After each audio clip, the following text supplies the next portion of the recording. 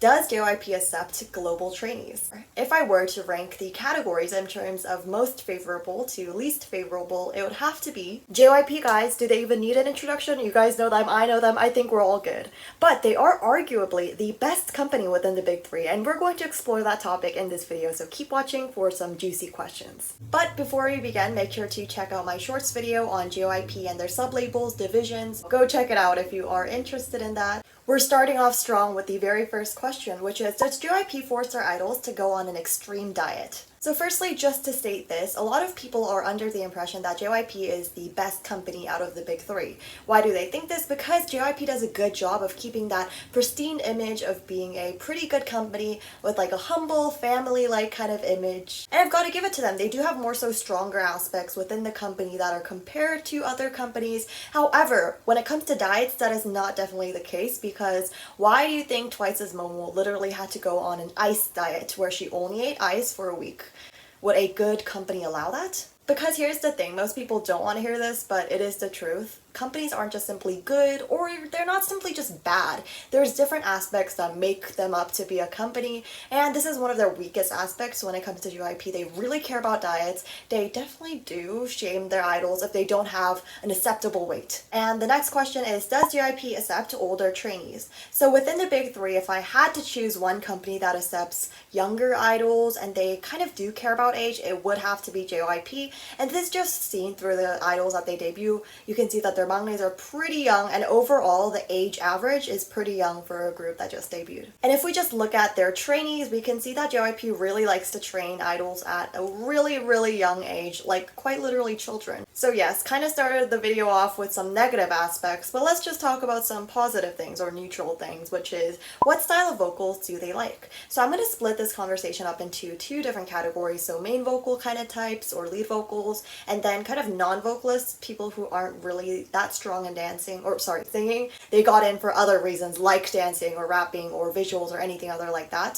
So for main vocals slash lead vocals, they definitely look for vocals driven with power, like power vocals. And then for non-vocalists, this is the thing, they really like cutesy voices. So even if your voice naturally is not cutesy sounding, they will force that upon you if you don't have the strongest vocals, because that's something that you can kind of show as your own. That's something unique to you, that you have a cute voice, even if it isn't necessarily your natural voice. Now this is more so the situation with girl group voices, but I'm not really sure what the situation is for boy groups, so if you'd like to comment your opinion on what kind of voices they look for boy groups, I would still argue that they look for powerful voices, but let me know your thoughts. This question is a good one because I'm sure everyone is curious about it, and it is, why and how does JYP manage that many comebacks? We all know that generally JYP does really like pushing out their artists more, which means making their artists come back like 10,000 times a year. But this is their marketing strategy, kind of in comparison to YG, as we talked about in last week's video. Not saying that they sacrifice quality in any way, but they definitely prioritize quantity over quality. And so this is just kind of like their strategy, what they think. So they think that if they invest more into the group and they give out more comebacks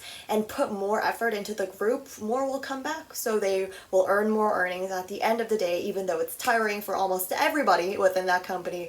That's kind of their strategy. And sometimes it really does surprise me as to how many girl groups they produce in just like a span of a decade. It's crazy to think about. And what this also means is that they also accept new trainees because they need more people to train in order to make more groups. So the next question is, do they street cast often, as a lot of their idols are found through street casting? Kind of relevant to the past question. Yeah, they do. Good job recognizing that pattern. They definitely do like street casting and looking for idols that way. And you can watch this video on street casting if you are interested in the whole process of being street casted. I even tell you tips on how to be street casted. So the next question is, with JYP, all of the groups have a lot of collaborations, so do they get to talk to each other often? So I'm assuming this means like girl groups and boy groups. And are they all one big family? So as I mentioned, that is kind of what they're pushing for. They really want to have that JYP Nation family image, I guess, and they do a good job of that because they do a lot of collaborations, they cover each other's songs. So within a company, when boy group members and girl group members seem a little bit more close together and they seem familiar with each other,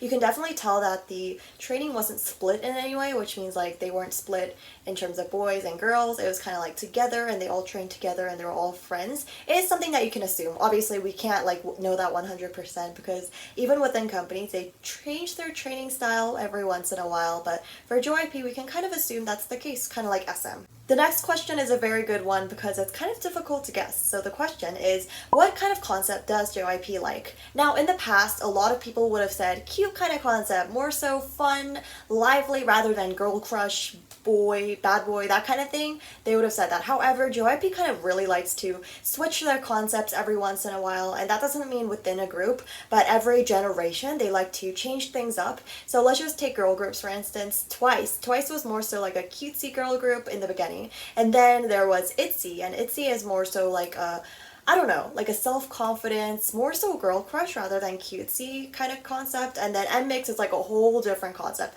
Like they really switch things around, and JYP does not label themselves with one kind of concept. And this can kind of connect to the quantity thing as well, because JYP likes to kind of dip their toes in different categories too, rather than just pouring everything into one. Is kind of like the difference between JYP and YG. They have a lot of stark contrasts, as you can tell, because YG, they really like just one's concept, you know, very few groups, very few comebacks, but JYP is like complete opposite of that. The question we have all been waiting for: does JYP accept global trainees?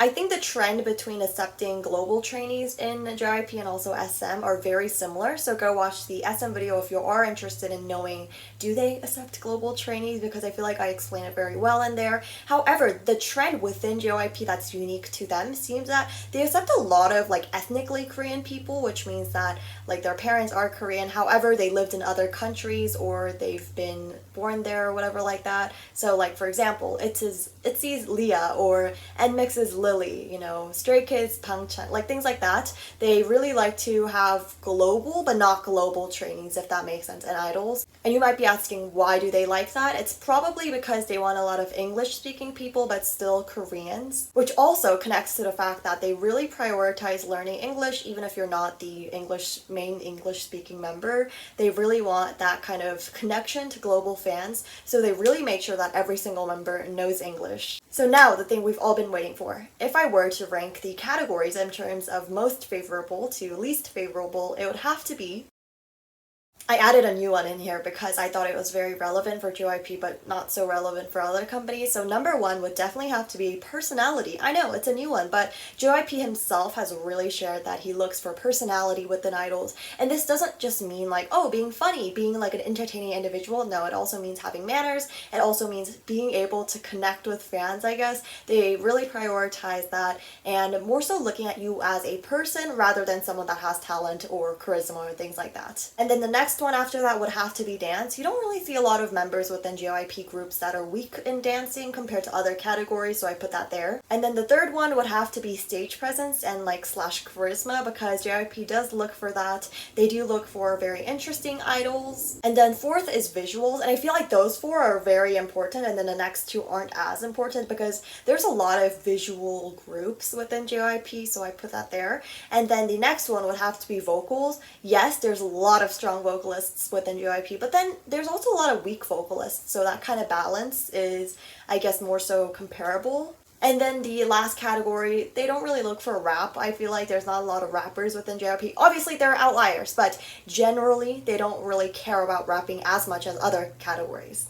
This is the final video of the Big 3 series that I've been doing now. I really hope you enjoyed it. If you want to see other companies within this series, make sure to let me know down below, and I'll see you guys next time. Bye!